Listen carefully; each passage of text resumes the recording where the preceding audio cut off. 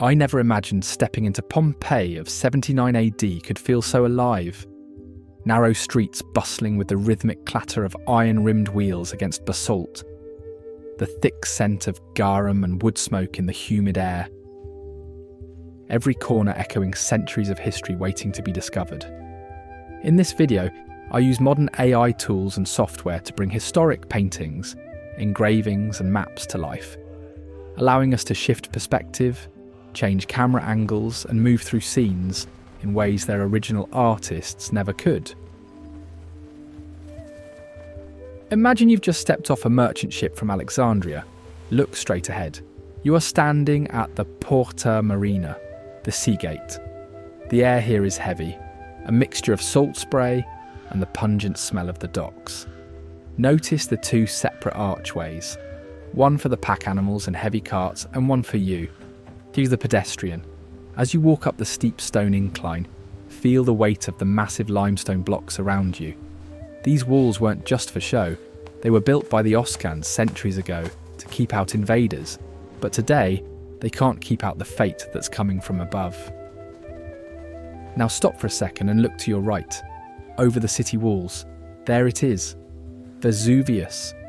From here it looks like a peaceful garden, but look closer at the slopes. See those deep, dark crevices hidden under the vines. Those are old lava flows from an era before humans even had a name for this place. The Romans believed the hero Hercules once walked those slopes.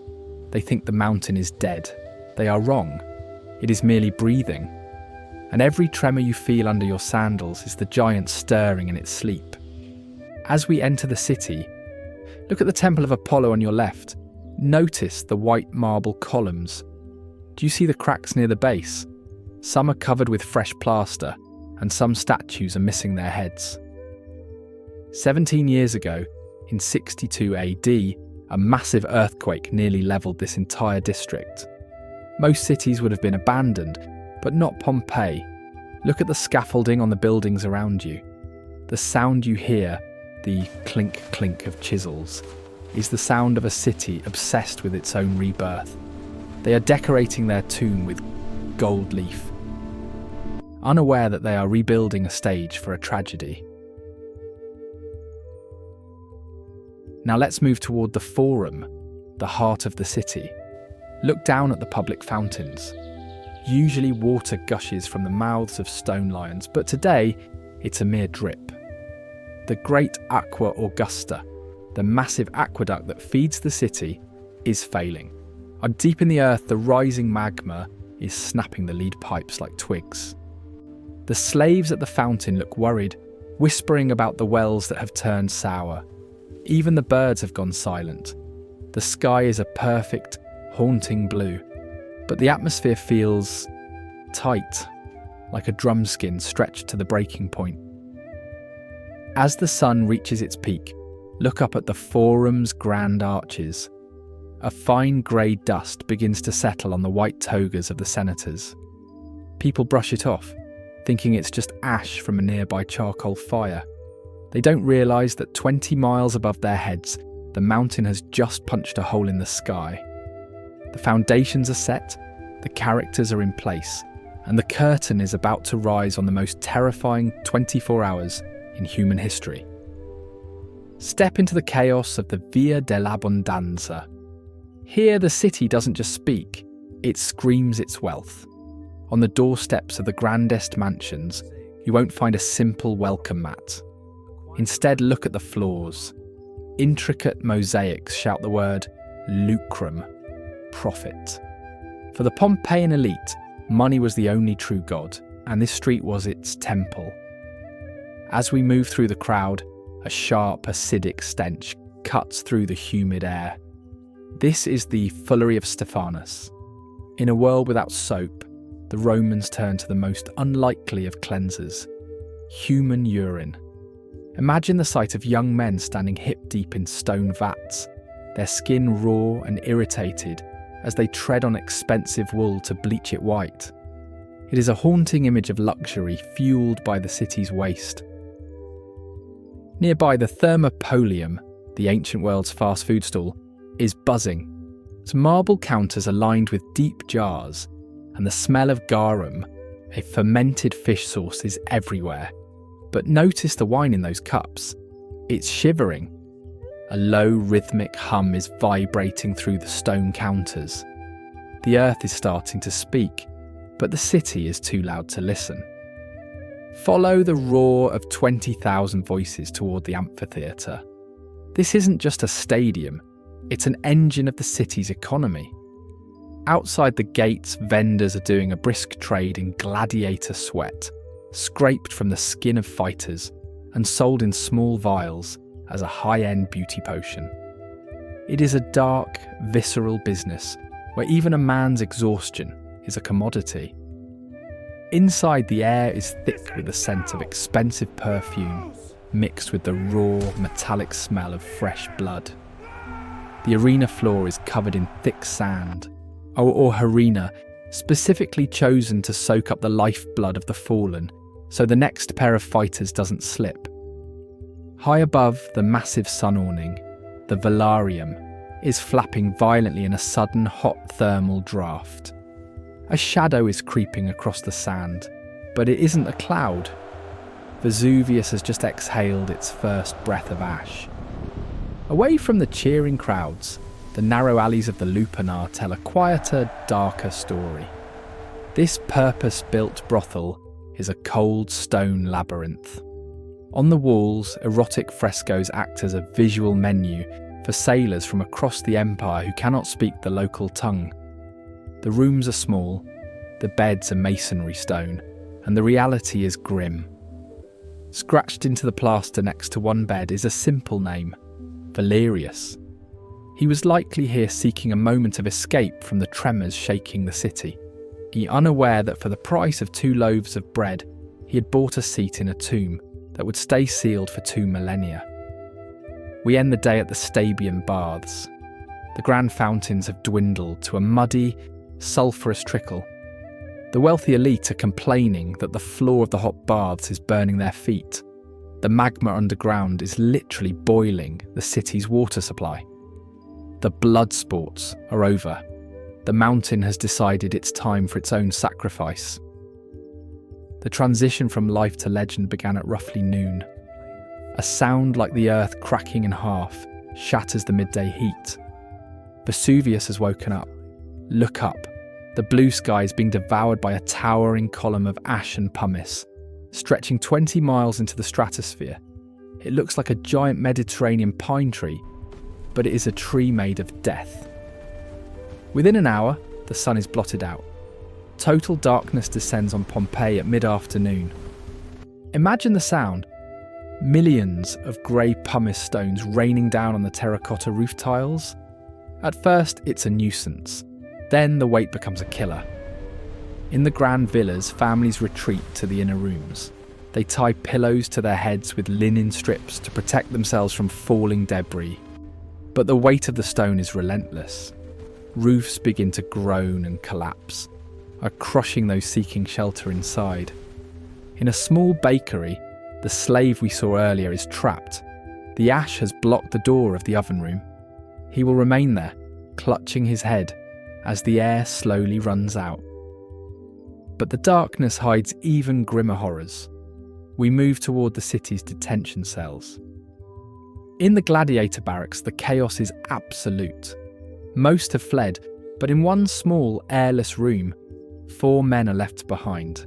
They are in iron shackles, their ankles bolted to the floor.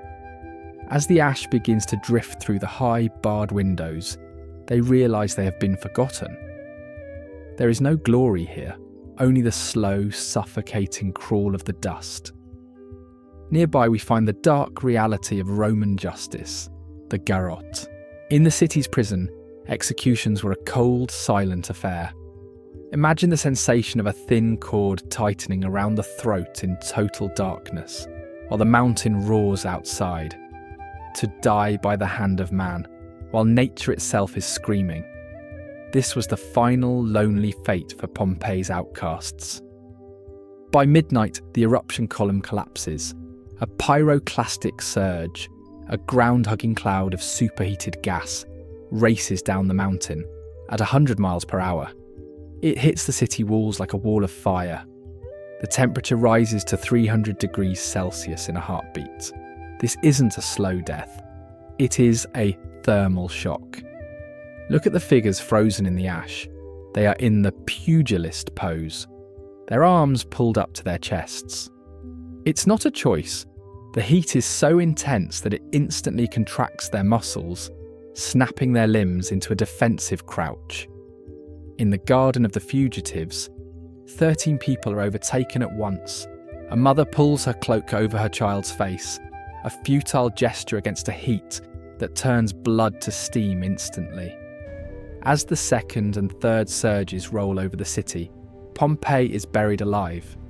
The streets where Successus loved Iris, the counters where the wine once shivered, and the cells where the shackled gladiators waited, all are sealed under 20 feet of grey stone. The silence that follows is absolute. The shouting, the roaring, and the prayers have all been extinguished. The city has become a vacuum, a place where time has stopped, and where the last meals of bread and olives are now monuments to a day that would never end. For 17 centuries, Pompeii was a secret kept by the earth. The city was not just buried, it was erased from the map. The Emperor Titus sent relief commissions to the bay, but there was nothing to save. The survivors, those who reached the sea, looked back to see a flat, grey wasteland where a jewel once stood. The Roman government declared the land dead, and slowly, the name of Pompeii drifted into the realm of ghost stories and legends. But the past is never truly gone. In 1748, a shovel struck stone. What was discovered was not a ruin, but a time capsule. Because the ash was airtight, the city didn't rot. It waited. As we walk through the cleared streets today, notice the governance that outlived the people. Look at the statue of Marcus Hulconius Rufus in the Forum. He was a military tribune and a 5-time magistrate. His statues remind us that Roman life was built on dignitas, the obsession with being remembered. He spent his fortune building the great theatre, seeking immortality through stone. The irony is, the mountain gave him the immortality he craved, but in the most terrifying way possible. The culture of the afterlife.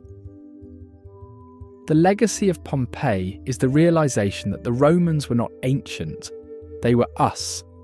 In the house of the Menander, we found silver sets polished for a dinner party that never happened. In the house of the tragic poet, the mosaic of the cave Canem dog still warns visitors to beware.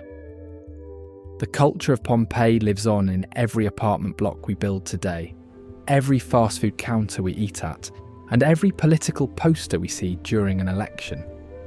They gave us the blueprint for the modern city, the plumbing, the gridlocked streets, the obsession with celebrity, but they also gave us a warning about the fragility of our own permanent world. Today, the city stands as a ghostly sentinel. Scientists monitor Vesuvius 24 hours a day, knowing that the giant is merely sleeping. The silent guardian still looms over the 3 million people living in modern Naples. When you stand in the middle of the empty amphitheatre now, the silence is heavy. You realise that the blood sports never truly ended. Time simply won the match. The people of Pompeii are still here, frozen in their final acts of love, fear, and desperation. They are no longer just citizens of Rome, they are the eternal citizens of history. Pompeii isn't a ruin, it is a mirror. When we look at the ash-covered faces of the fallen, we aren't looking at the dead. We are looking at a reflection of our own fragile, beautiful humanity. If this journey through the real Pompeii shook you, comment which part haunted you most, and subscribe for more AI time travel reconstructions. Which city or era should we revive next? Let me know in the comments. Until then, the past isn't dead, it's waiting.